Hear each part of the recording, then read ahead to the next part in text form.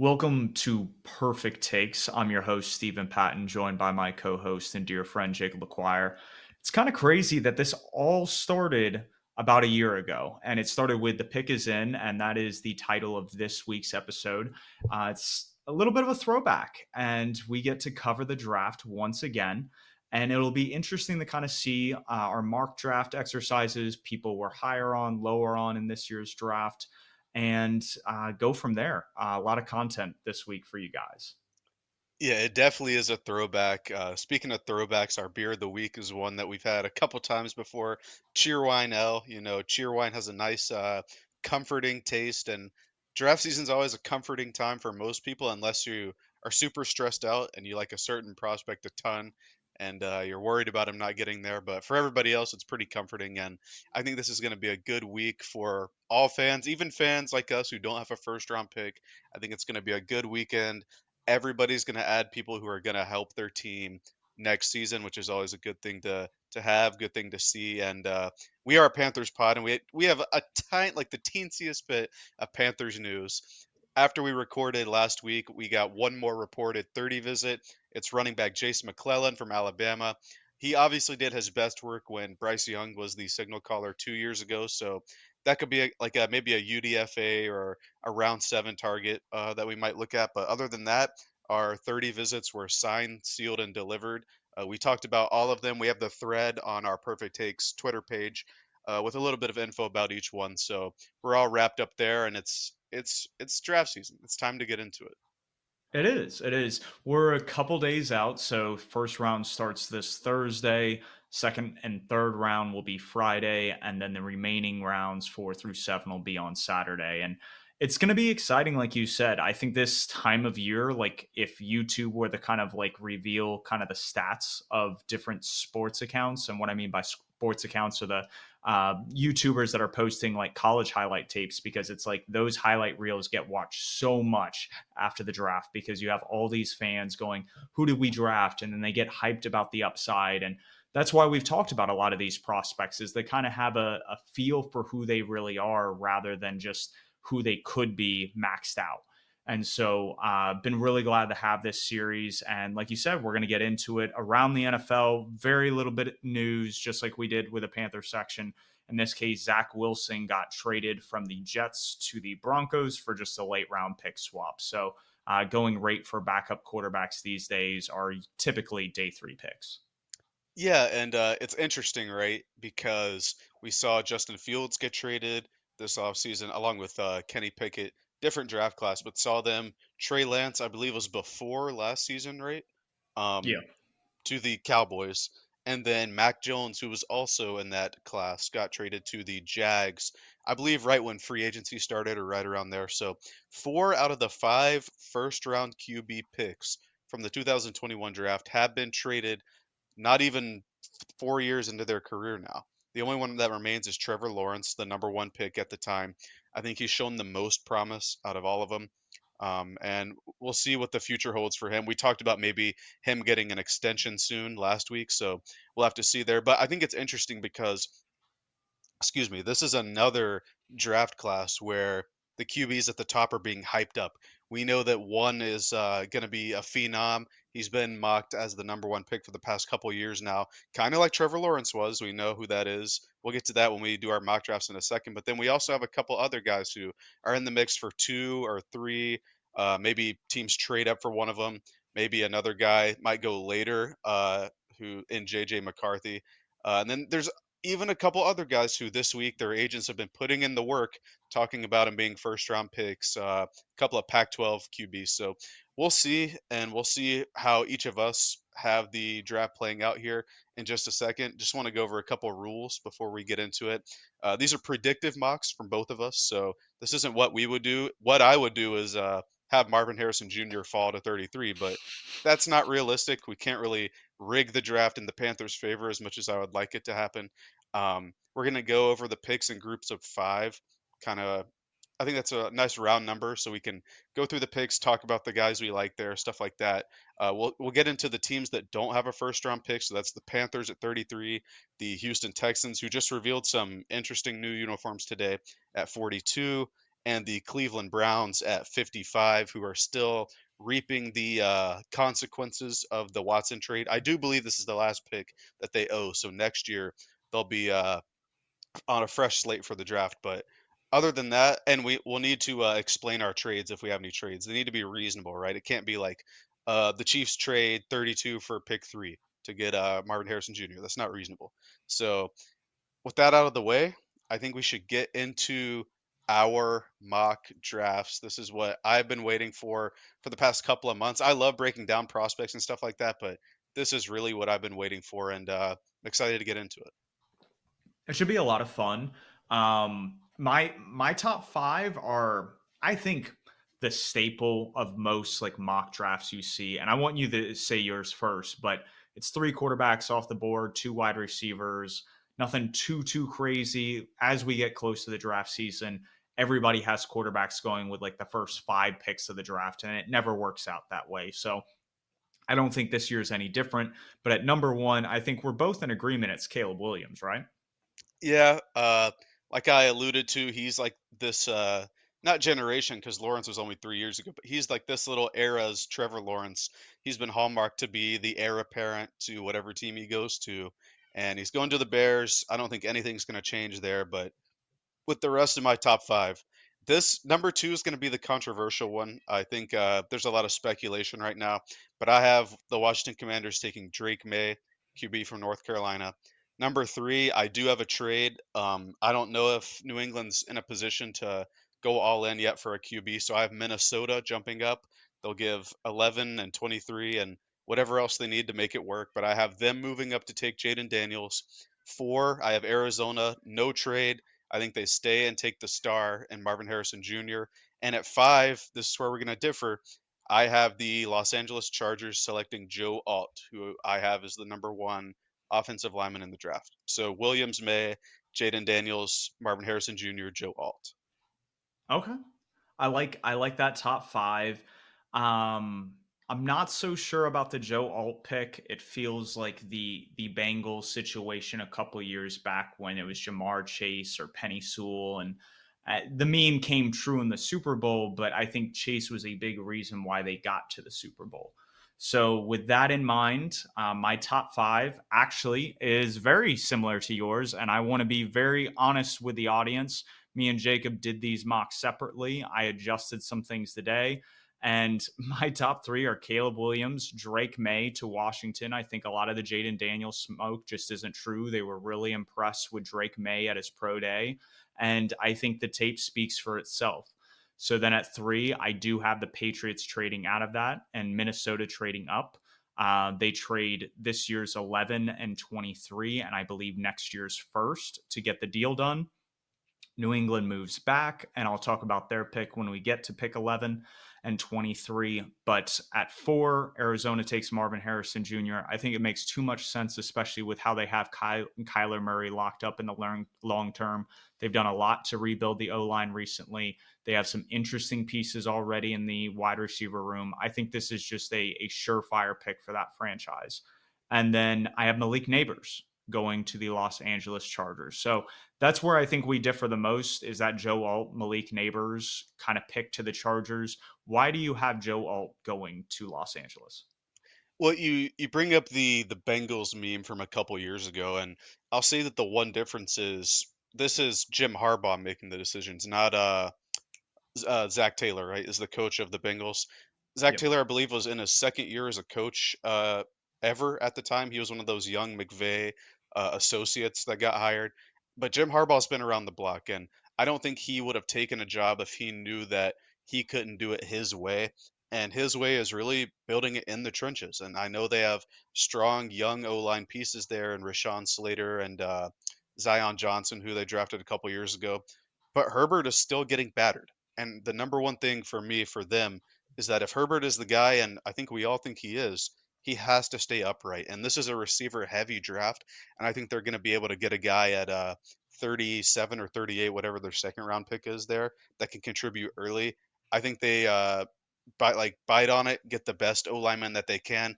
All is good enough to play left or right, so wherever they want to put him, they can do that. And we've seen that in recent years where people take high left tackle prospects and move them over if they already have a guy. We saw it with Penei Sewell, and it's worked out excellent there. He's an all-pro right tackle for them. So I think they're going to go all in on alt and just really build the wall around Herbert so he can stay upright and healthy.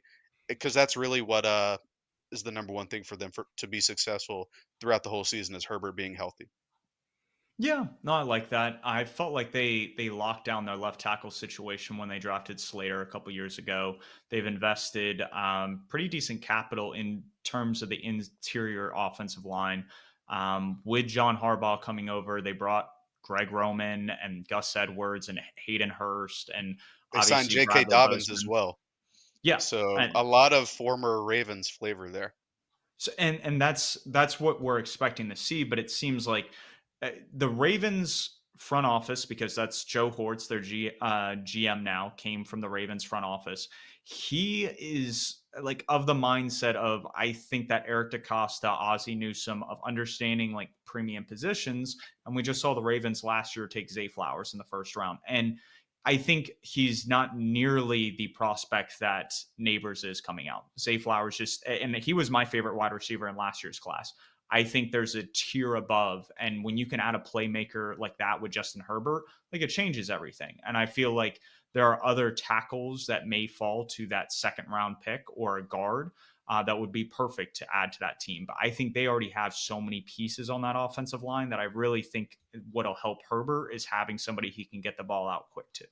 So Gotcha. I'm with you there. I think this is going to highlight our differences in themes throughout the mock draft. I think receivers might fall, and you think offensive linemen might fall. So that might hint at what each of us have later. So if we don't have anything else there, I'm surprised that our first four were the same. But I think we should get into the next five. If you don't have anything else to add. Um, yeah, jump right in with the Giants pick at number 6. What are they doing? Is it the offensive side of the ball? Do they shock the world and take like a cornerback at 6? Like what are they doing there? Are they trading back? Well, no, they're going to stay here, and Malik Neighbors isn't falling far. He's going to go to the Giants at 6. I think he's going to fit in well there. Number 7, Tennessee, who I think would be the chalk pick for Joe Alt if he were there. He's not there, so I'm going to have my number 2 O lineman there in Olu Fashanu going there. 8, Atlanta. I think Dallas Turner is going to be the pick. I think Atlanta is extremely predictable with their picks as of late, and I think he's the perfect fit there. At number 9, and you're going to be proud of me, Steve, because I don't like doing trades, right?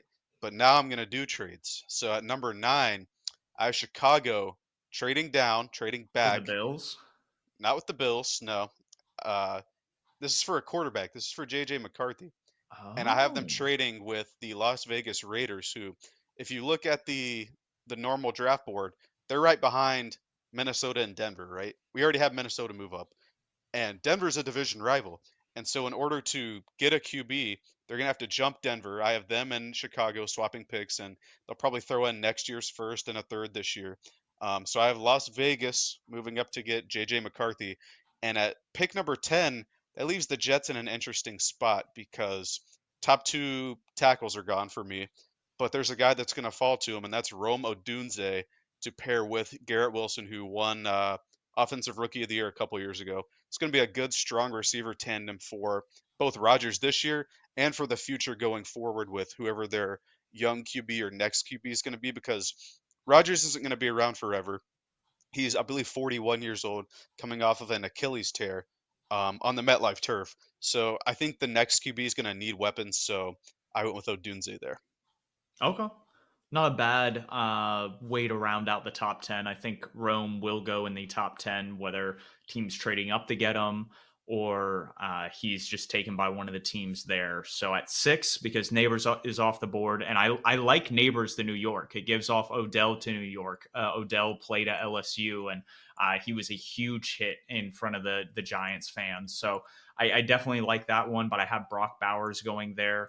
At number 7, I have Joe Alt going to the Titans. So, like you said, kind of the chalk in if he's there, Tennessee is going to take him. At 8, I also have Dallas Turner. I best edge in this class, arguably the best defensive player in this class. and he's definitely a top 10 pick. At 9, I have the Bears staying there, taking Rome Odunze, the pair with DJ Moore and Keenan Allen. Keenan Allen's getting older. You can allow Rome Odunze to adjust to the game, and you give Caleb Williams a plethora of weapons to throw to. So I think that's how the Bears are going to enter the season, is just having that kind of firepower on offense. And that leaves pick number 10 for the New York Jets, and they go your tackle number 2, Alufa, Olu Fashanu. Alufashano. Yeah, I was trying to pronounce the rest of his name right here on my list, and I'm not going to be able to do that on this podcast. So at pick number 10, I have Fashano going. Protecting Rodgers is a key aspect of this team performing well. They have a lot of high injury risk players already on this team. I think having somebody that can protect your quarterback is of utmost importance, and that's what they do here. Yeah, I like that pick there. If either all or Fashanu were there for me, I probably would have taken them. It's just both of them got taken already on my board, so I had them going with the best available player, best pass catcher as well, which is also a need for them because outside they did sign Mike Williams, who another injury prone player, like you talked about, but they also do have Tyron Smith, who's older and injury prone that they have to rely on as well. So I'm not mad at either pick. If I had to lock one of these picks in, it'd be Dallas Turner, though. I think we're both in agreement there that at Atlanta at pick 8, they've had the eighth pick for like the last 4 years now, and they seem to telegraph the kind of players that they like. Last year, I don't want to credit myself for saying Bijan would go there because I thought that was kind of an obvious one, but I did get that right because even though he is a running back, I thought that that'd be a good fit there. I thought that that's what Arthur Smith would like, and he was still the coach at the time. But I think Dallas Turner is going to be Raheem Morris's dream. He's going to be a guy that they can move around, be a rover, be able to drop and spy. He's long enough to be able to drop into short area coverage as well. So I really think that Dallas Turner, if I had to put a lock in this group of five, I would lock him into Atlanta at 8. Yeah, I think that's a good lock. Right there at pick 8, like you said, what are the Falcons going to do? Like they had a bunch of aging veterans on their defensive line last year. You want to give the new defense with Raheem Morris there somebody that can get after the quarterback, so you can drop more bodies in the coverage and kind of play the shell coverage that he has loved to play over the past couple years. So I think that'll fit in really well with what they're trying to do in Atlanta. And I completely concur with what you have there. So we're in kind of the middle of the first round now at pick 11. What's interesting is I have the quarterback you had going at 9 going here, but I'm curious who you have the Patriots taking here. And is it a guy on defense, which they seem pretty stacked on, at least on a paper standpoint, or are they going offense? And if they're going offense, are they going offensive line, or are they adding a weapon to that wide receiver room? I think with the hiring of Gerard Mayo, who's been a coach there for the last, I think, 4 or 5 years, played there as well, won a super. I think he won a couple Super Bowls with him. He knows the defense in and out. He was the de facto defensive coordinator the past couple years. Even though, like, it's the same way with Nick Saban. Even though Belichick's the head coach, he's also the defensive coordinator. Like Saban was the DB's coach and the defensive coordinator during his time at Alabama. So I think Gerard Mayo knows that the defense is fine for now.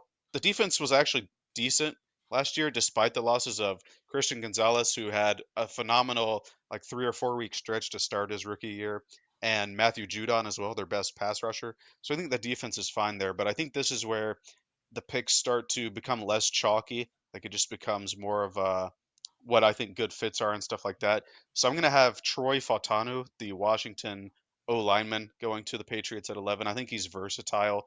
I have him a bit lower on my board, but he's risen quite a bit throughout the process, and I can see why. He moves very well. I think he could play probably 4 positions, probably not center, but everything else. And the Patriots need O line help. Their O line was almost as bad as ours last year, so I have Fontenot going there.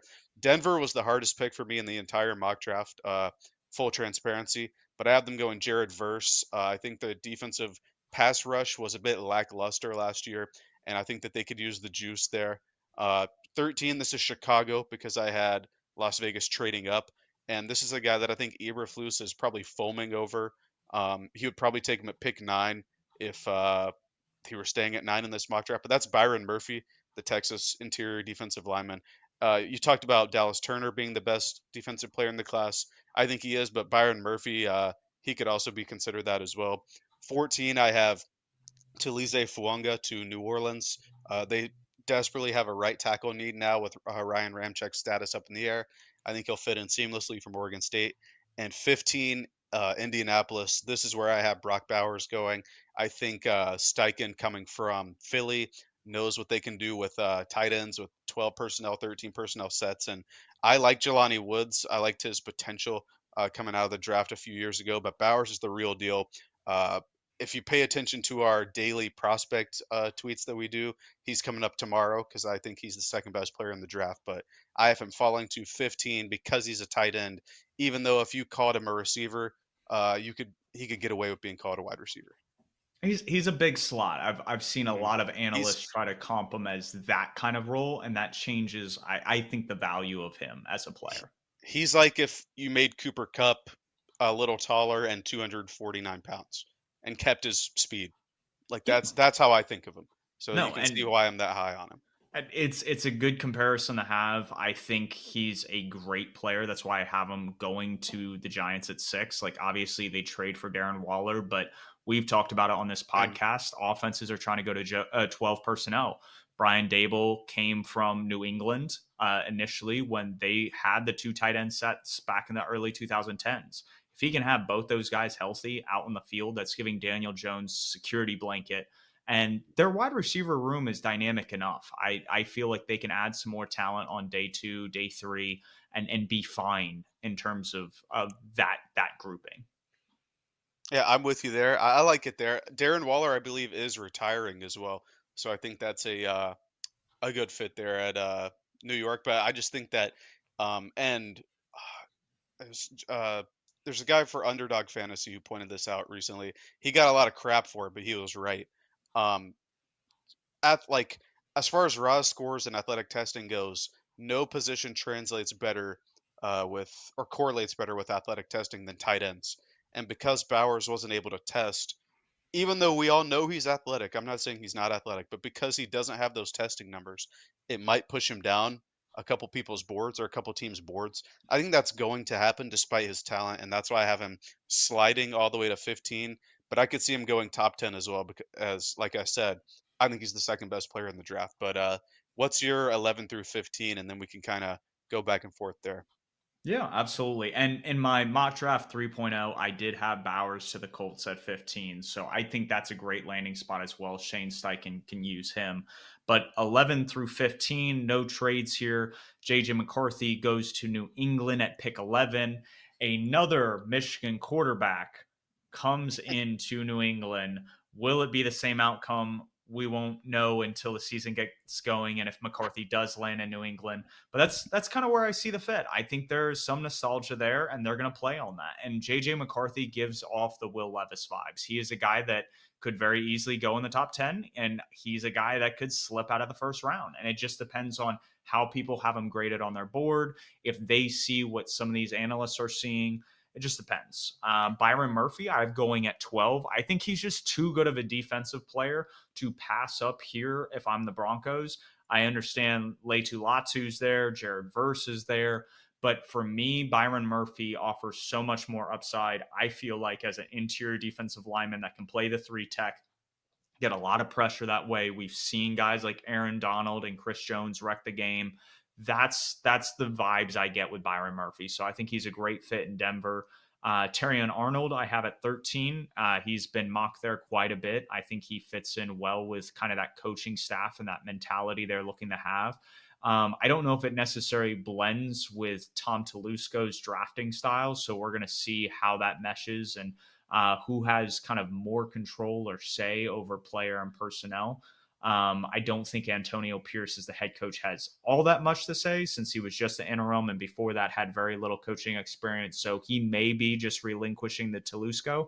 And if so, that may be more of an offensive line pick, I'm going to say, from a predictive standpoint. But in this case, I have him going defense. Pick 14, both the same for us. I have Fuago out of Oregon State. Saints have a big offensive tackle issue. especially with the recent news of Ryan Ramczyk. And then at 15, I have Leitu Latu going to Indianapolis. They love the Roz Warriors. I think Latu checks off a lot of boxes from a physical standpoint and then also a number standpoint. And he'd be, I think, their edge one on that team, especially after just extending Eric Armstead. That's something that you want to do is just continue to build that defensive line.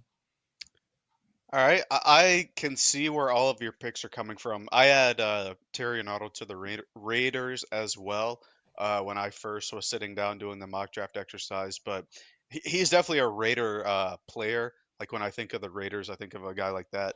But it will be interesting to see how Telesco handles it. Not the best drafter in my opinion. Still don't know how he got the GM job there like instantly. But I like all of your picks as well. The JJ McCarthy one to New England is funny. Like he's gonna have so many expectations put on him just from the fans once he gets there. Not even just because he's the quarterback, but because Tom Brady in Michigan and things like that. I think their Michigan careers were a bit different. McCarthy's one of the most winning college QBs ever as a starter. I think he only has one loss, so he's a bit different pedigree, but we'll see there. I like the Murphy pick to Denver. I only had him going one later to Chicago. We're in agreement on Fuanga, and if I had to lock in a pick, that would be who it is for me. It's unfortunate that Ramczyk is going to be out for the foreseeable future because he's such a good right tackle. But they also have struggles at left tackle as well. They drafted Trevor Penning a couple years ago during that was the Kenny Pickett draft, so 2 years ago now, and he hasn't lived up to his pedigree there. Hasn't been very good in general outside of run blocking, so they have a tackle problem like as a whole, especially with them committed to Derek Carr for I think the next 2 years. So I like that pick. And then Leitu Latu to Indy, I could see that as well. I just went offense because I think Steichen's gonna want to play with his shiny toys, right? He basically has Anthony Richardson on a rookie like for his rookie year with a year of NFL knowledge and experience is the way I look at it because he only played in I think 4 or 5 games, so he should be fresh. I believe they still have Jonathan Taylor. They bring back Michael Pittman, so they're gonna have a nice new weapon in Brock Bowers for me. But they'll have another pass rusher for you with Leitu Latu. But for my lock in this group, it's Fuanga for sure. Yeah, I think that's the most scripted. Like we talked about Dallas Turner and kind of the picks 6 through 10 and 11 through 15 here. I think that's the most obvious fit. It meets a need in terms of like where he ranks in big board rankings or just like the tackle position in general. He should really be the third tackle off the board. Just depending on how you see some of these guys. I know you had Fontenot from Washington going to um, who New did you have England. take New England at 11? And believe it or not, I'll kick off 16 through 20 to kick off this back half of the first round. I have Fontenot going to Seattle. I think it makes sense reuniting with his offensive coordinator and Ryan Grubb now under the new head coach Mike McDonald there, and they want to bolster the interior. They found their tackles of the future, and he could slate out to a tackle position if Charles Cross or Abraham Lucas miss some time. But I think having him interior wise would be a solid fit and would bolster that offense moving forward. So I like them or him at 16. At 17, Jags, I feel like it's wide receiver, cornerback. Those are the two positions. Terry and Arnold's the only one off the board, but my personal favorite in terms of corner, in terms of how he plays the game, is Quinyon Menschel out of Toledo. And I have him going here to Jacksonville. I think he'll fix some of their secondary issues, and they can go wide receiver a little bit later in the draft and not be as worried about filling out that wide receiver room. At 18, I have Amarius Mims going to the Cincinnati Bengals. A lot of people made a big to do about them signing Trent Brown and Orlando Brown, both really, really big tackles. And that's what Amarius Mims is. And I feel like they understand Trent Brown is kind of there on like a 1 year kind of stint, just because he's an older player. And if they can get his replacement and have him kind of groomed up his kind of rookie year, it'd be a perfect slate to either right or left tackle, depending on what Orlando Brown looks like in the coming years. But 19, the Aaron Donald replacement. I know we talked about Byron Murphy going to the Broncos at 12, but Jerzan Newton or Johnny Newton is going to LA, and I think it's a great fit. I think he's going to do fantastic things there. He's a high energy player that's going to bring a lot of intensity to that defensive line. And that's huge, especially when you lose a guy of Aaron Donald, a Hall of Fame caliber player in that locker room. And then at 20, I have Brian Thomas going to Pittsburgh. They traded, obviously, Deontay Johnson to us, but I think they get another kind of bigger body but faster player to pair with George Pickens and give their quarterback a chance, whether it be Russell Wilson or Justin Fields, throwing the ball to these kind of two dynamic players on the perimeter. I think you hacked my PC and found my notes here because we have quite a bit in common in this group of five here. Uh, I like the Troy Fontenot to Seattle. When I was looking at our lads, like at their depth chart, I thought their O line was pretty strong myself, so I went in a different direction there. But for the rest of the picks, were pretty similar, so I'll just say mine. I have Latu Latu going to Seattle at 16. I think that's the one glaring weakness on their roster is pass rushing. They're starting Boye Mafe, who had an excellent sophomore year, I'll say, and Uchenna Nwosu. I think Latu would be an upgrade to both of them out of the gate, to be honest. And he does have a really thin connection to Ryan Grubb. Latu actually did play at Washington for his first 2 years before he retired and then went to UCLA. So there's a thin connection there if we want to do the connection thing like you did with Fatano. 17, the Jags. I have them taking Terry and Arnold. He was still on the board for me. I think he's the best corner in the class. Much more physical than Mitchell. So I have him there. And then the next three picks are actually the same. Amarius Mims to Cincinnati. And you're right, they do like their big O linemen. And I was watching an interview that they had with their O line coach. It was like last week, I think, and he was just gushing, talking about Amarius Mims. And I knew then and there, like, all right, this is going to be the guy if they go O line. He's going to fit right in. He's a bit raw, like we talked about, only 8 starts in his collegiate career, but they have both of those guys at their tackles. He doesn't need to start right away. He can be a project guy who they can sit for a year or play at guard for a year and then move him outside in a year or two and he'll dominate there. I do have Johnny Newton going to LA. My perfect take last week is that they replace Aaron Donald in the draft in round one, and I'm sticking to it. I think he, despite the Jones fracture in his foot, I think he'll be ready to go this year. And his pass rush ability, just splitting the tackles and stuff, is next to no one. It actually reminded me of Aaron Donald watching him. So I have him there. And then I also have Brian Thomas Jr. for Pittsburgh. I know they like their receivers in the second round, but if you look at their depth chart right now, who's their second receiver? Tell me right now. Is Allen Robinson still under contract, or is he a free agent? He might be, but like he wasn't providing anything. All right, so I get that, we but can yeah. say it's Allen Robinson, but like they brought in Van Jefferson and they drafted Calvin Austin from Memphis a couple years ago. I don't know if you remember. He was a speedster guy there.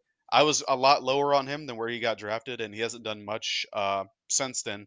So I have them taking a guy who I think his upside is second only to Marvin Harrison Jr. in this class if everything hits, and the Steelers seem to know how to get stuff to hit out of most of their receivers. So we have three consensus picks here, one of the same position, and you have Fontenot, I have Leitu Latu for Seattle. So I feel pretty good about this grouping here, knowing that you have a very similar grouping.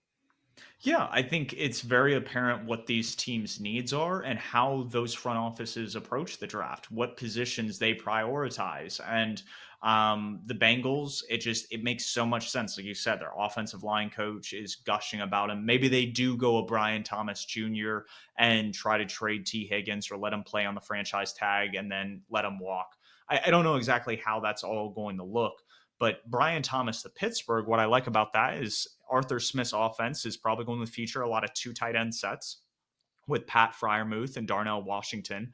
And so if you have George Pickens and Brian Thomas, there's just so many playmakers on the field at one time. And you're just hoping that the quarterback is able to make quick, smart decisions and allow those playmakers to do what they do best. So moving in, we have picks Well, 21. real Go ahead. quick, with that Brian Thomas thing as well, George Pickens is like an alpha personality and stuff like that. Like he needs to be the guy, and we just watched Brian Thomas play with Malik Neighbors, who, if we want to get technical, is probably the best. wide receiver in LSU history. Maybe Chase, but his neighbors' numbers speak for themselves. So Thomas is used to not being the number one, give me the ball every single play kind of guy. I think he fits in well there with Pickens, who seems to be that way from all accounts. So I Yeah, think that's a good take for both of us there. and Brian Thomas, I think, would excel in a Z wide receiver type role. You Hmm. have George Pickens as your X, and you can move Brian Thomas around however you want, and he is so fast. Like we talk about neighbor speed and just quickness. Like Brian Thomas is right up there with that. So yeah, I think we're in consensus there that that would be a great pick if he's there at 20. So 21 through 25, the Dolphins kick this off, and I get it. They gave a lot of money to Bradley Chubb, who they traded for. They just signed Shaq Barrett, but Shaq Barrett was more of like a 1 year kind of vet min situation. And they lost Andrew Van Ginkel. And I believe there was another Christian Wilkins Hmm. left for Las Vegas. So lose a lot of defensive line help. And I feel like their patchwork job to do it, they address it more in the draft because they understand that they can go interior offensive lineman or tackle in later rounds. I think this is a good offensive line draft. But in this case, they go Jared Verse at FSU, bolster that defensive line, understand that that is a weakness right now on their roster. At 22, I still have a Donnie Mitchell going to the Philadelphia Eagles. Obviously, they have A.J. Brown and just locked up Devontae Smith. But I think the future with A.J. Brown may be a little bit murky. Maybe they look to trade him. Maybe they don't extend him past his current contract. And you want to get his replacement in the building. And I think if you have three really, really good wide receivers on the field. You give Jalen Hurts a lot of options to go with the football, especially that they have Saquon Barkley now in the backfield and they still have Dallas Goedert at tight end. Like that 11 personnel would just be absolutely gaudy and disgusting. So I like Adonai Mitchell to Philadelphia. And then at 23, this is one of the picks the New England Patriots got back in that trade down from 3 with the Vikings. They go JC Latham here out of Alabama. I think they need to bolster their offensive line, and this is a really good right tackle prospect that you can just slot in as a day one starter. And 24, also another tackle. I have Jordan Morgan going to the Cowboys. They lost Tyrone Smith this offseason. And I think they lost maybe another piece, Their center as Piatas. well. Yeah, their center went to Washington. So with those kind of guys missing, you slot in Jordan Morgan. He's a day one starter. I think he'd be phenomenal there in Mike McCarthy's offensive system. And then at 25, the Packers love taking defensive players with first round picks. I think they go Kool-Aid McKinstry. I think they have a issue at cornerback right now, and he would do wonders in fixing kind of that secondary room, giving him an edge, giving him an attitude. Again, passes the name check. This is a guy that I think will be a star at the next level. He's definitely all name first team in draft history, if I had to say that as an unbiased Alabama fan there. But I'm really excited here because this is the first grouping here where we don't have any of them the same. I see the rationale for a couple of these picks, starting with Miami. They still have Jalen Phillips on their team, Steve. So Oh, they're that's right. Yep. they're locked in for both of their starting edge rushers. So I'm a little iffy on that one, but you can never have enough pass rushers, right? I like Adonai Mitchell to Philly, yeah, even though it's a bit, I guess greedy is the word, because like you said, they lock up Devontae Smith, who was their first round pick a couple years ago. They have AJ Brown, a top what 5 to 7 receiver in the league right now. So it's just that's like the greed they talk about in the Bible, I guess is how I would put that. You had New England at 23 taking Latham. I like that one as well. But they did re-sign Michael Onwenu, who I believe was primarily on their right tackle or on the right side. So that would be an interesting fit there. Latham, I think, could play guard, but I think Onwenu is able to as well. Jordan Morgan to Dallas. I've had that one penciled in for quite a while up until last night when I made the change here. I've been a huge Jordan Morgan fan throughout the process, going back to like October or November when we were doing like we would do our weekly during the weekly pod, like the college guys to watch. Jordan Morgan was one of the guys I had there. I was looking at his film, you and then huge fan of him. I think I probably have him higher than a lot of consensus boards do. So I like that. And I like Kool-Aid McKinstry too, Green Bay. I think they do have a need at corner and at DB in general now that Darnell Savage is in Jacksonville. So I like that one as well. But like I said, all 5 of ours are different, so I'm excited to get into it. At 21, I have the Miami Dolphins selecting my only interior offensive lineman in the first round in Graham Barton, the Duke. He Okay. was a tackle, but I think he's going to be a center at the next level because he's played all 5 spots on the offensive line. I think he can slot in and play for them. Their O line was bad enough already last year, and they lose Robert Hunt to us. He got a pretty good payday. I still don't think they've re-signed their center Connor Williams, so they need a guy who can play along the interior, and I think Barton's one of the best to do it. I do have Philadelphia selecting Mitchell, but it's Quinyon, not Adonai. They definitely have a need at DB, even though they re-signed both Bradbury and Darius Slay. I think it was last offseason. Um, their play was not up to par last year. In fact, I would say it wasn't acceptable. I thought it was pretty bad in general. So Howie knows what his team needs, and he's a premium position taker.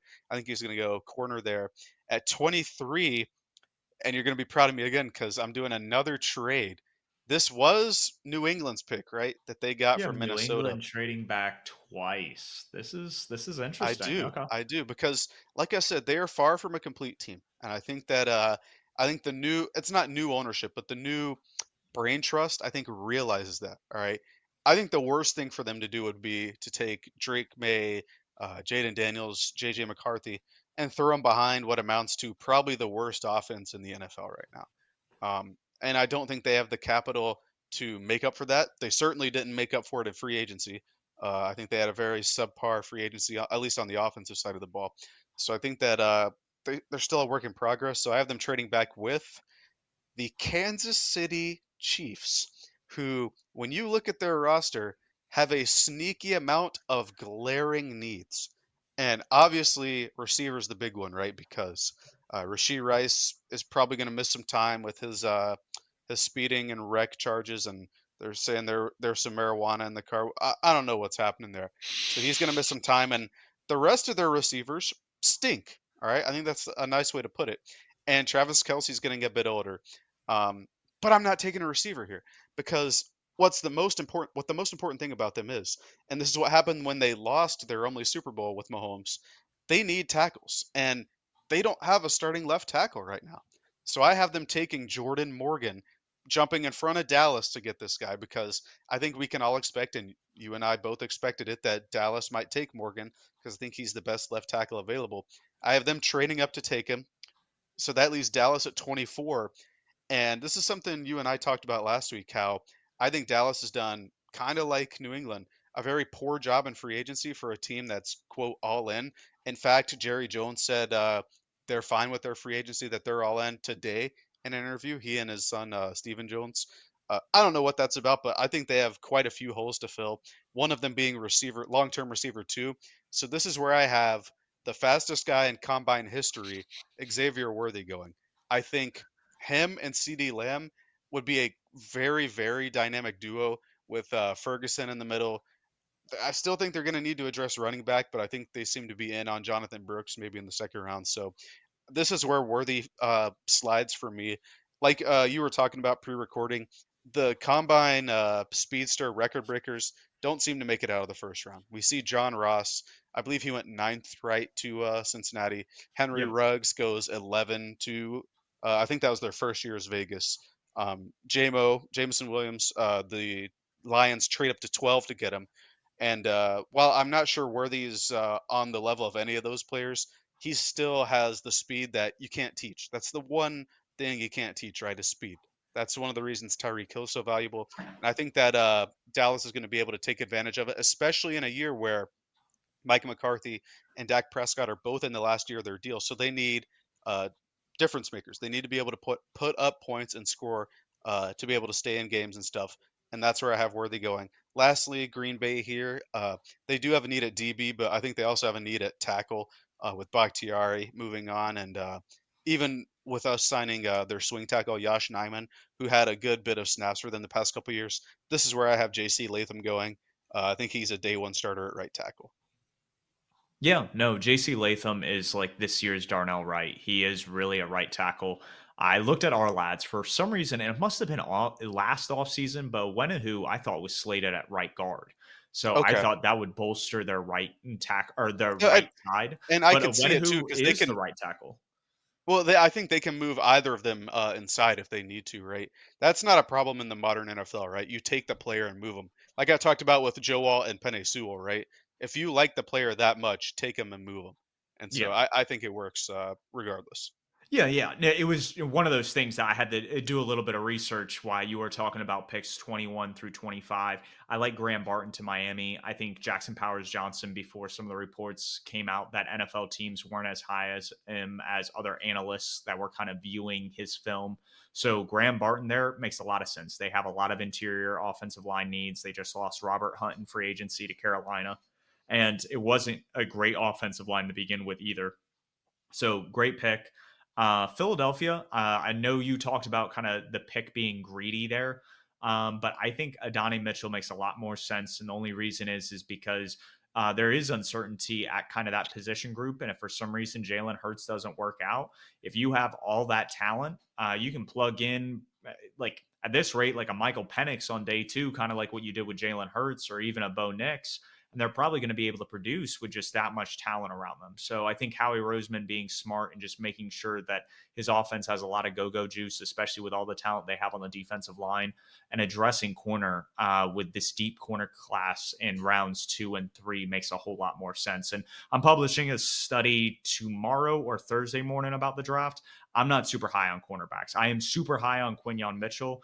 I just don't know if the Eagles should take him based on just Howie Roseman is so analytically driven with taking premium positions and usually taking just like edge, wide receiver. I could see a tackle going here, but again, they seem pretty locked in with Mailata and Lane Johnson that that's not really an issue at this moment. I think that's really the only argument here because, like you said, if Kansas City doesn't jump Dallas, I think Dallas takes Jordan Morgan. Green Bay, it makes sense if they take Latham if he falls there. Otherwise, I think taking a corner makes a lot of sense for them. Do you have anything that you want to kind of harp on of like differences outside of what you've already talked about? Oh, you did say that you're down on corners, but you have three of them so far. Um, I uh, do. uh, yeah, and I think I do think there is a drop off after about 18ish, so I understand it, but that's interesting there. And then, like I said, the Jared Verse pick in Miami, I'm fully not in on, but listen, if you get good players and know what to do with them, uh, take them. Right? I wanted to give them Worthy for the longest time, but like I talked about biblical greed, that's too much speed on that offense. I think. So I think it fell well for me here, and I think we're all good here. My lock here, I guess, would be if Quinyon Mitchell falls to Philly, just because I get giving them a receiver like their receiver depth is suspect. The only person I know behind their two main guys is Devontae Parker, who they signed this offseason. But after that, it does get a little dicey. So I understand that, but I think their corner starters are even dicier. So that's why I went Mitchell there. Um, but Yeah. if we're all good there, I think 26 through 30 should be interesting between the two of us because after this point, it got a little difficult for me to pick different ones here, but Tampa Bay, I have them going with versatile defensive back Cooper DeJean. I'm not a big fan of their corners in general. I think Carlton Davis isn't rated properly. I'll just say that. And even though they did re-sign Antoine Winfield, I think they could use DB help along the back end. So I'm Cooper DeJean there. Arizona was a very difficult pick for me. I did have Jerzon Newton there earlier, but with the Rams taking him, I did stay on the defensive line and I went Chop Robinson. I think he's probably the best pure edge rusher left on my board. And as a team that's rebuilding, like they have their QB, they got Paris Johnson last year, who's going to probably move to left tackle this year. They get Marvin Harrison Jr. earlier. So they have their key positions on the offense. I think they need to start addressing the defense, and I think Chop Robbins is the way to go there. The Buffalo Bills, this is an interesting one because everybody knows they need a receiver, right? But the type of receiver that they've liked the past in the Brandon Bean era, I'll say that they've liked to draft isn't necessarily like the speedy downfield guy or anything like that. And I this may not sound like a good fit here, but in my mind, I've rationalized it to where I think it's the type of player they like, kind of like how Telesco likes his Quentin Johnston's. I have them going Keon Coleman. and I have them taking him not out of spite or Wow. anything, but I think he really has the athletic upside. He has the ability to win the ball at the catch point, which if Josh Allen's throwing to you, Keon Coleman at 6'3", I think 215, he's going to be able to moss people and take down corners. So I like that fit there. One of the big reasons why Gabe Davis didn't work out with them, it wasn't because he couldn't get open. He would be able to get open. He just couldn't catch the ball with his hands. But Keon Coleman's able to do that. I don't think he's going to drop a pass from Josh Allen. Even the errant passes that Allen tends to throw, like the overthrows and things like that, I think Coleman's more well adjusted to get those kind of passes than other receivers with his basketball background. At Michigan State, he was on the basketball team for his first 2 years. So I really like the fit here, even though Keon Coleman's probably fallen down draft board since the combine due to his 40 time, which I don't think 40 times are super reflective of a receiver's ability to play the position anyway. And if you look at his GPS numbers, I think he's fine there. My one question is generating separation, but that's not the problem with the Bills receivers in the past. I think they need people who can catch. And without Diggs, without Gabe Davis, I think Coleman's the ball winner for them. 29, Detroit. I think this one's pretty straightforward. They need a starting corner. They needed a starting corner before the Cameron Sutton stuff, which I'm not going to speak on, but I have Kool-Aid McKinstry going there. I think he's a really good cover corner, like we talked about. I think he'll be able to blanket receivers at the next level. And then pick 30, Baltimore. I thought about Xavier Worthy here as well, but I have them going Tyler Guyton. I think they do need like offensive line reinforcements, and they did just lose their right guard Zeitler to Detroit, and I believe they traded Morgan Moses to the Jets this offseason, so they do need O line help. Guyton, I think, is a bit better than Anton Harrison, who was also at Oklahoma last or like 2 seasons ago, who got drafted in the first round. I like Guyton to be able to like slot in and play the right tackle spot pretty quickly, just to give Lamar some more protection. Okay. I like picks 26 from 30 for you. They make a lot of sense based on team needs. I want a little bit different direction. I went Darius Robinson to the Tampa Bay Buccaneers. They typically seem to go defensive line, offensive line in the first round, focus on the trenches. I think this makes a lot of sense. They drafted Kalijah Cansey, the pair with Vita Vea. They just lost Shaq Barrett. They bring in an edge rusher that offers a lot of upside. We talked about a couple weeks ago how Dallas Turner has this massive wingspan. Well, Darius Robinson's wingspan is even larger. So I think it makes a lot of sense. I think he's visited with the team, and it's just with what they're running with Todd Bowles, it just makes a lot of sense. With Arizona, they're kind of the wild card. I can see him going a whole bunch of different ways here. Chop Robinson, who you had going to them, is still available. I have him going Nate Wiggins, getting a cornerback that I think can ultimately be a good number two slot corner, kind of go all over the field.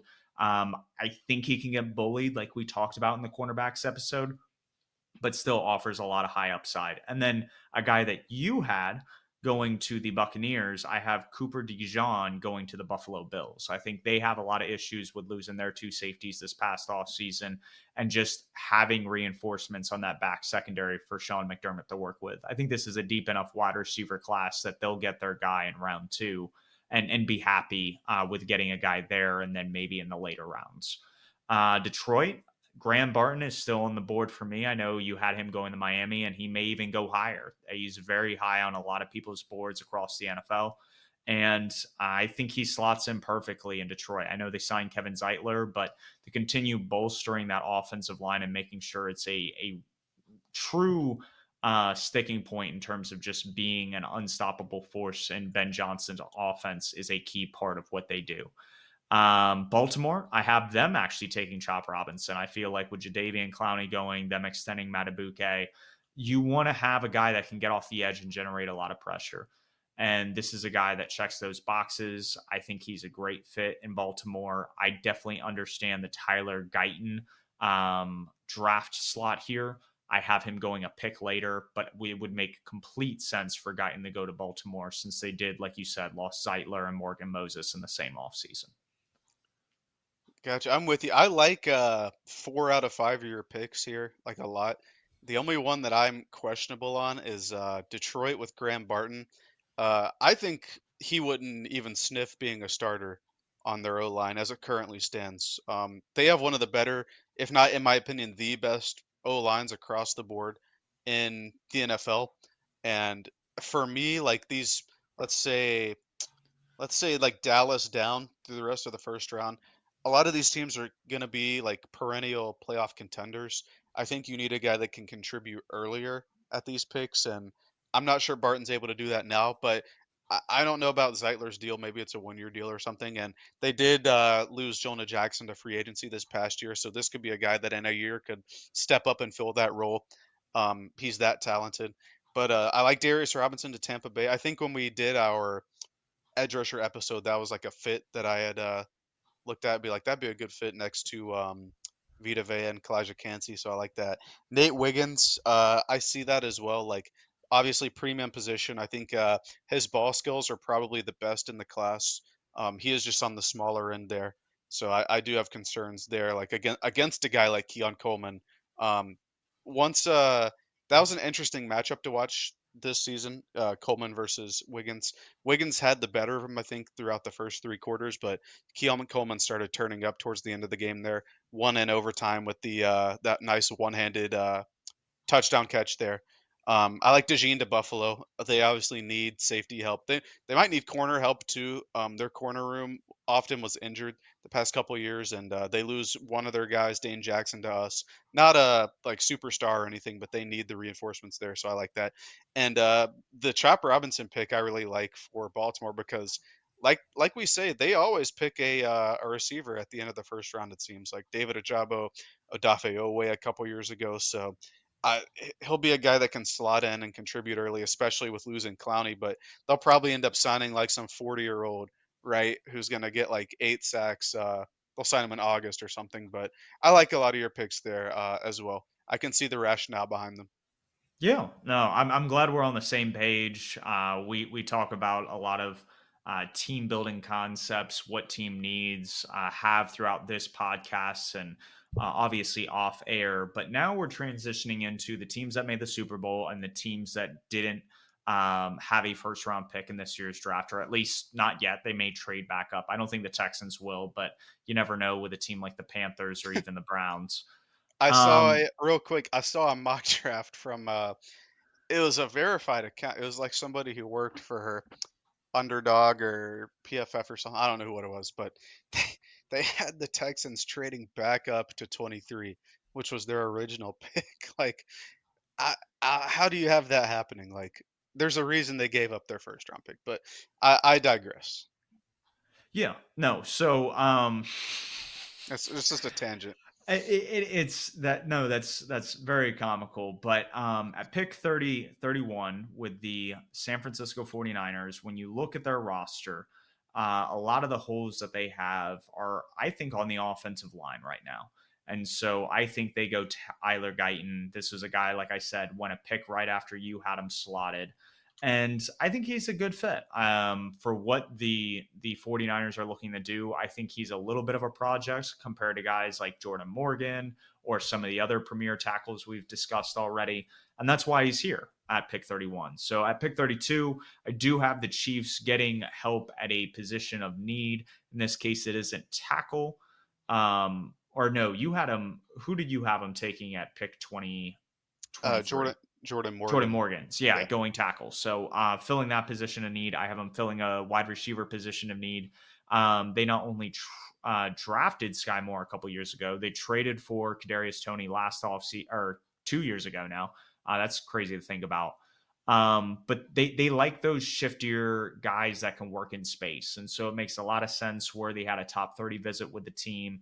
And I think if he's here at 32, Andy Reid's going to roll the dice because of some of the issues with Rashee Rice and other concerning issues with just the lack of depth in that wide receiver room. So I think that's the pick at 32. At pick 33, what I think the Panthers should do and what they will do are two separate things. In this case, I'm going to go a little off script, and this is going to be predictive.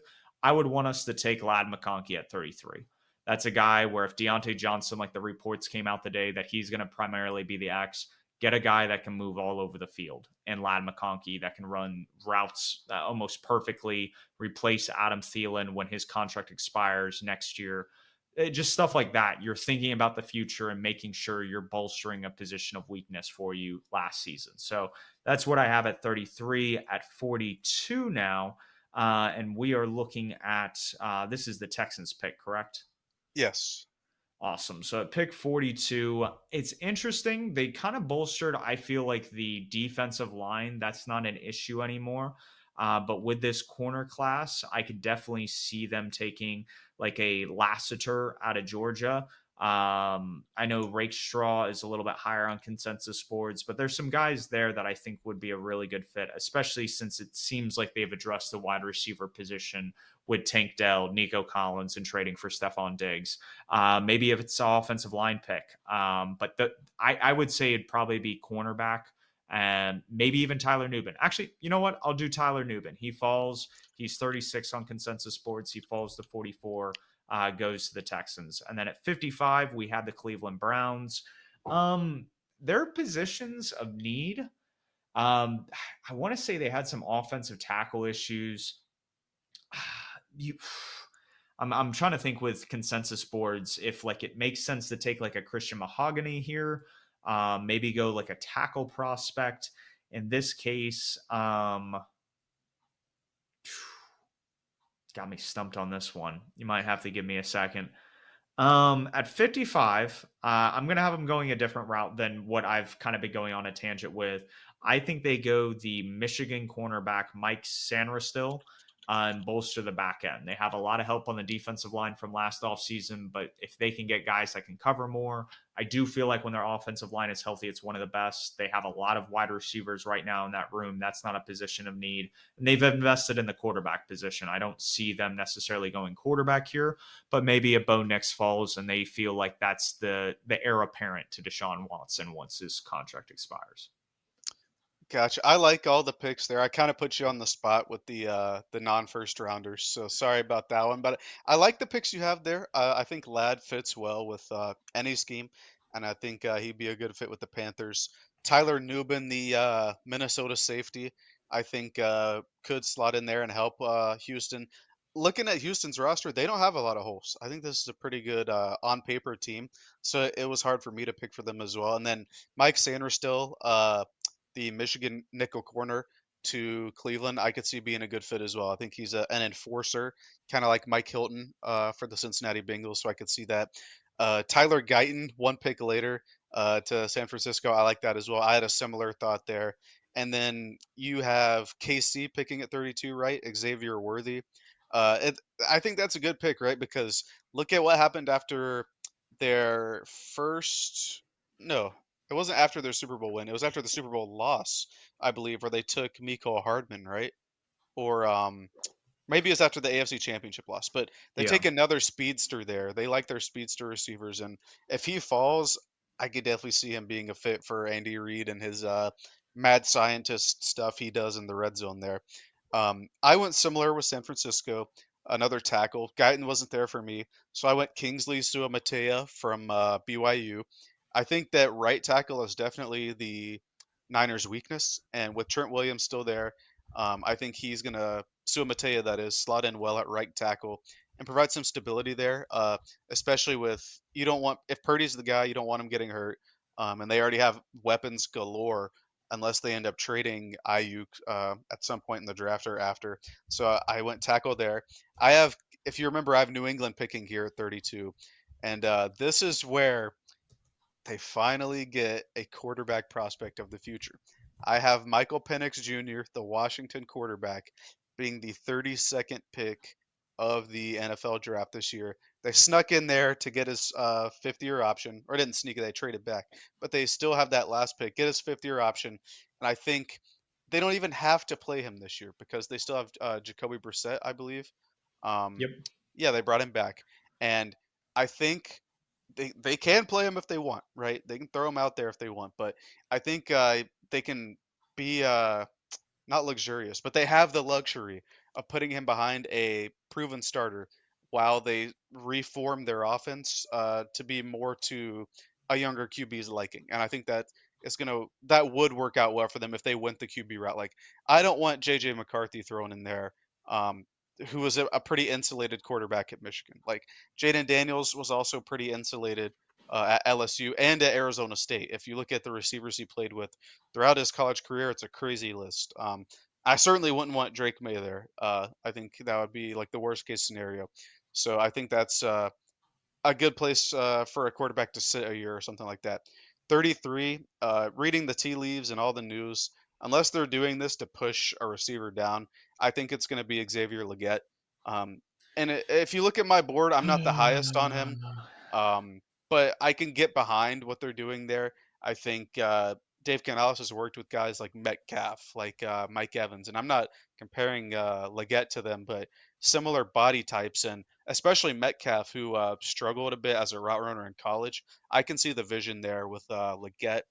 42 Houston. I had them taking Chris Jenkins, the defensive tackle from Michigan. Like we talked about, they don't have a ton of holes on their roster, so just bolstering that D line to help out Danielle Hunter and Will Anderson, the rookie of the year this past year.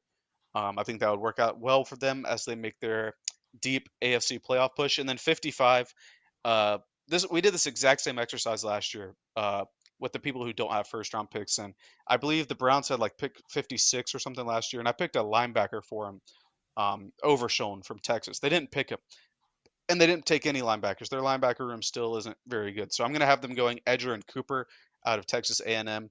I think he's a guy who can be an enforcer. He can play like a Frankie Louvu kind of role. Like he can rush the passer a bit as well as drop and fit the run when necessary. So I think they need a linebacker, and that's where I went there with them. So Suamatea, Penix Jr., Leggett, Jenkins, Cooper were my five.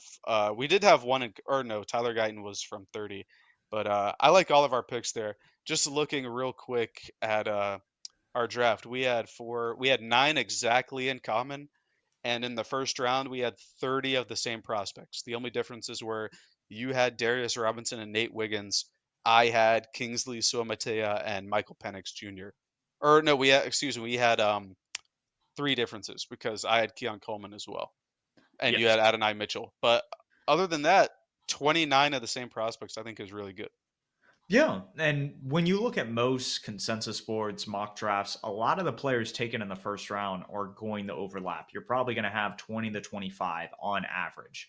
And it's just because the top players are evident. It's just a matter of who are they going to? Is a team going to reach for a player? Is a prospect going to fall because of X, Y, and Z reasons that weren't known beforehand? But I have a little bit of beef with your pick number 33. We are a Panthers pod being Purrfect Takes. And honest to goodness, reception perception kind of released some college route data. And the success rates, when you look at Xavier Leggett last year, are eerily similar to Jonathan Mingo last year. Then you pull up their RAWs, and it's almost the same thing you're looking at in terms of just body types, what they bring. And I understand Leggett may be a different wide receiver. He may be able to play that DK Metcalf role, but isn't that what Mingo was kind of made out to be last year coming out of Ole Miss? The same alma mater as AJ Brown and DK Metcalf, and being a more physical wide receiver than them from a testing standpoint. So I don't get this. Especially doesn't make sense when Deontay Johnson comes out and says he's going to be the X wide receiver. But who knows? I know a lot of Panther fans are in love with him, but I don't like that at pick 33. No, I'm with you. This is a predictive mock. I'm with you there. If you'll notice, I had Adonai Mitchell not going in round one of my mock. That if I were Dan Morgan, that would be my pick at 33. If this is how it played out, Thousand they percent. they also have I don't want to say an issue, but there is a need at center long term. And if you'll notice, I also had Jackson Powers Johnson, Zach Frazier, neither of them going round one. I could see that being the pick there. I didn't have Lad McConkey there either, or Nate Wiggins. Like if Wiggins were to fall, maybe they break the no Clemson draftee curse that's going on here in Carolina. I don't know, but reading the tea leaves, reading what and it is smoke season, so they could be feeding me a bowl of lies, and I could just be eating it and not seeing what the truth is here. But Leggett has visited with the team, I think, 4 or 5 times. He had a 30 visit with the team. According to Leggett, he had a 30 visit here. Wasn't reported, so could be one of those 11 unreported visits that we've had. Um, And I can see why he would be drafted high, like we talked about the body type, the speed, the testing, everything. But I agree with what you're saying. While they're different wide receivers, I think the profile of Jonathan Mingo and Xavier Leggett is pretty similar. And in fact, I'm looking at both my boards from this year and last year and the Athletics. They have the Athletic, Dane Brugler, has Leggett at 76. He had Mingo at 86 last year. I have Leggett at 78 this year and Mingo at 80 last year. So I'm with you there. I don't see the appeal of him being a fringe first round pick. I think there. This is how I'll put it. I think there are other players that I would more prefer if I'm team building uh, even at that position than I would Leggett. But I can understand what they want out of a guy like that. It's a projection of a player, right? Because Yep. this is a player that in college played 5 years. He had a fifth year. I think it was injury because he got in a motorcycle accident. So he had an injury exception year. And this was also during COVID, so it could have been a COVID year. First 4 years, 20 total catches. Last year is his breakout year, has the 1,200 something yards, 7 touchdowns. Um, but then you look at a guy like Mingo too. First 2 years, nothing. Third year, I think he had like 900 yards. Didn't even reach the numbers Leggett had. So all of this to say is like I understand fans who want Leggett to be here, and I'm sure it's not just South Carolina fans because we are the Carolina Panthers, right? And he goes to school, and if I get in my car and drive an hour and a half down 77, not even an hour and a half down 77, I will reach South Carolina's campus. Um, so I understand like the Homer fan part of it. I just don't see the player Leggett as something that a lot of players or a lot of people think, I guess, or what they see. Like I would Keon Coleman, a guy that I'm also not super high on. I have him at 38. So I can see the appeal of Keon Coleman being, all right, he's an athletic ball winner who's going to out athlete and crush people at the catch point. Similarly to his teammate 2 years ago, Jaden Reed. Even though Jaden Reed isn't 6'3", 220, whatever, that Keon Coleman is, they were both on that Michigan State team 2 years ago. And Reed excelled at body control and catching in the air. And I think Coleman's able to do the same thing just from a bigger frame. So I can see the appeal there. That's why I have him going to Buffalo. I think he is a guy that, despite his combine, probably should be a first round pick there as a later receiver. But I just don't see it with Leggett. And this isn't me hating on the player or anything. I just can't convince myself to say that he is a first round or a 33rd pick, which is basically a first round pick. But we'll see. I think what you're talking about here is a great segue into our last segment before we wrap up with perfect takes. And that's kind of like our draft darlings draft bus. And I'm going to go right into the draft bus because you just listed off my two draft busts. And the first one is Keon Coleman. To me, it's when I make the Quentin Johnston comparison, it's not the player type. I think Quentin Johnston comped a lot closer to Kevin White, where Keon Coleman, if you're going to comp him to anybody that had high upside, it's like a Brandon Marshall esque, but Brandon Marshall was bigger and faster. So it's one of those things that Keon Coleman isn't nearly as physical as Marshall was coming out. And when you look at his success rate by routes run, there's a lot of red. This guy struggles to separate. And I don't care what the next gen stats say about his speed on certain routes. He can't get open in those routes. So that means that cornerbacks know how to read him, know how to keep him in containment, and he's not going to have as big an impact at the next level. Like, let's talk about big body catchers at the next level. Your Devontae Parkers, your Kelvin Benjamins, your Devin Funcheses. We've heard of these guys year in and year out. And there are a couple, Michael Pittman, T. Higgins, that do hit. But a lot of times these guys don't work out in the NFL for a reason. You need to be able to separate and then afterwards make a play with the ball in your hands. I just don't see that in Keon Coleman's game. And then Xavier Leggett, I already spoke my beef about him. I see him no different than Mingo. Again, people that I highly regard, yourself and Dane Brugler, are not high on these kind of wide receivers because they're high end projects that you're banking on these outlier right wing outcomes happening from a probability standpoint.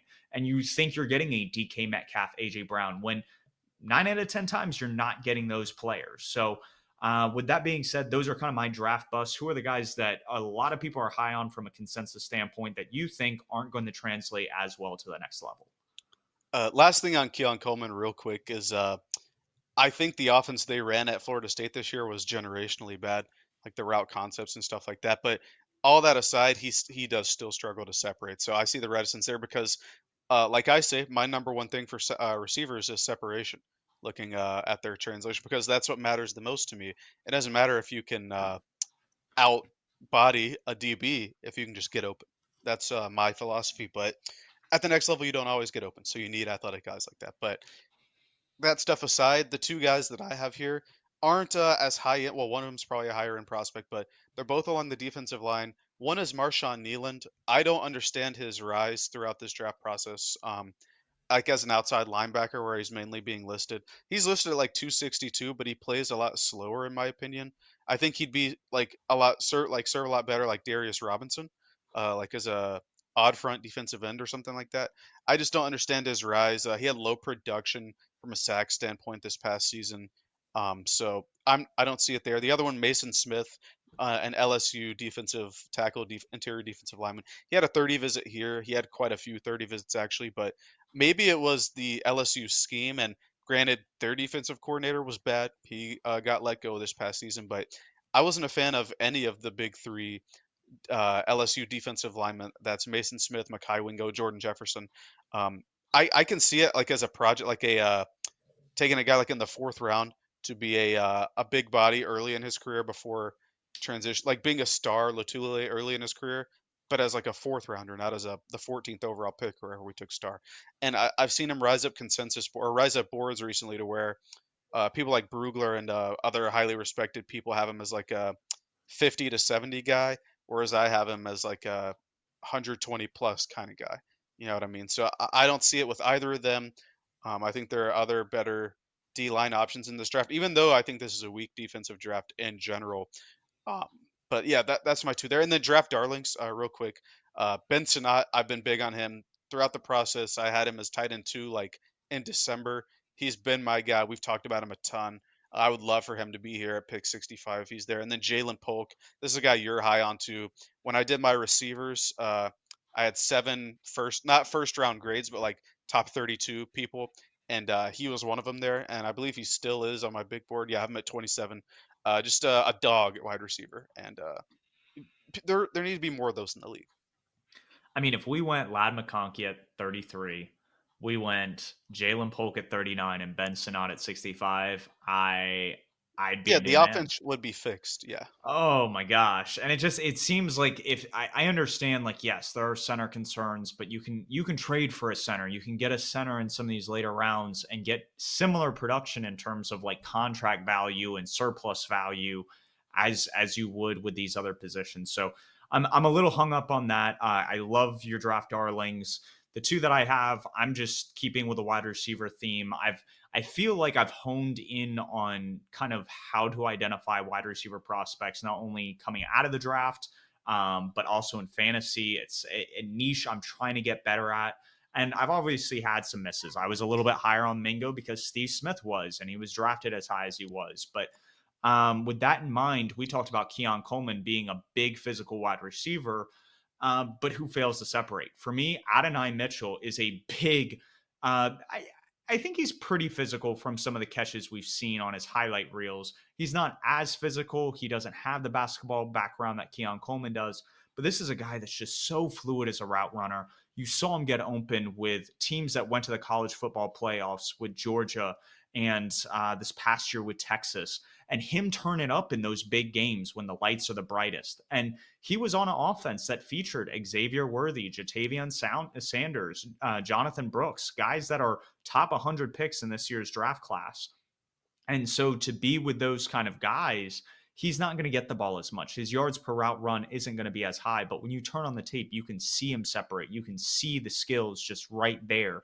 And for me, he's a guy that's underappreciated. I think definitely has an argument to be wide receiver four in this year's class. And then Lad McConkey. Like you said, the ability to separate, your ability to run routes is just so underrated at the next level. And for a guy like him to come in and replace Adam Thielen, be with Deontay Johnson, who's also a great separator, is just an added plus, I would think, for Bryce Young if we were the draft Lad McConkey in the second round. yeah, I like both of those guys. I would love for either of them to be the pick at 33. And in my mock, I have both of them falling out of the first round. I think as far as receivers go, like some of the later round guys like Worthy and Coleman specialize in one thing, and I think that's what teams kind of look for in later round or not later round, but late first round prospects. So I could see any of them going in the first round, but I like both of them too. Mitchell is my receiver 4, and I think he's 15th on my big board. So I hold him in a really, really high regard.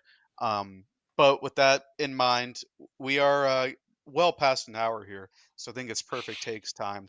And I'll kick it off here. The record for offensive players in the first round of a draft is 19. Usually it's more balanced, right? Because teams need offense, teams need defense, but this for like early in the on big boards and stuff like that, and throughout the draft in general, I think this is more of an offensive draft. I think that's going to reflect in the first round. I think we're going to see that record of 19 offensive players be broken. On my mock draft, there are 22 offensive players. I don't know if it'll be that much, but I think we see at least 20 players on offense get their names called Thursday night. Wow. So you said the record's 19. I just counted on mine. I believe mine was at 18. So you definitely have a lot more offensive positions coming off the board.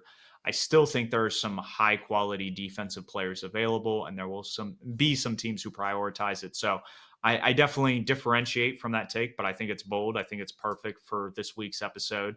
Mine is that there's going to be more offensive linemen that go in the first round over skill positions. So I'm going to lump in wide receivers, tight ends. I don't think a running back is going to make it in the first round, but those kind of positions, I think there's going to be more offensive linemen off the board. I think there's a couple phenomenal interior offensive linemen that can sneak in. I think Graham Barton's a lock, but we could see a Jackson Powers Johnson go.